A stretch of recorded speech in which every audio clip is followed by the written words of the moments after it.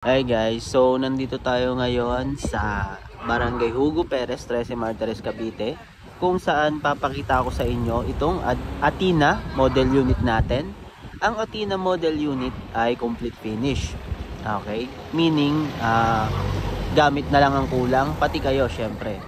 So, ang Athena is may lot area na 112 square meter or 112.5 square meter at may floor area na 90 square meter.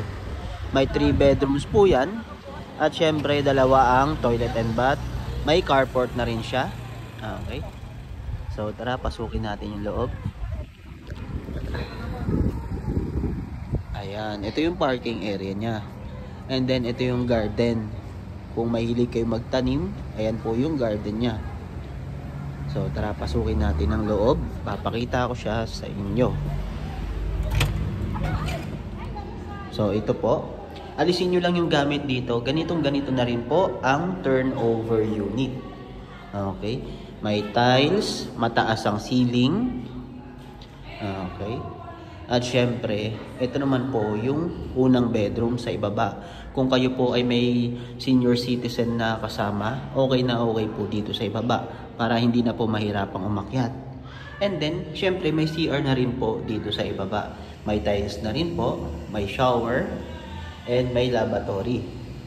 So meron din po ditong sliding door sa gilid. At dyan naman po yung service area. Okay. So tara, akit tayo. So ito may space dito. Pwede nyo bodega or lalagyan ng sapatos or kayo na bahala. So ayan siya, sobrang taas ng ceiling kaya hindi mainit. Okay. Okay. So ito po yung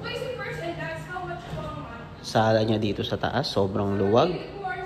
Ito naman po ang CR sa itaas. Ayan. So may tiles na rin, may shower at may lavatory. Ito naman po ang pangalawang bedroom. Okay. So ito naman po ang pangatlong bedroom. Sobrang luluwag. Again, located po ito sa Barangay Hugo Perez, 13 Martires, Cavite. Ang reservation fee para makapag-reserve sa unit na to ay 20,000. Naka-promo po kasi.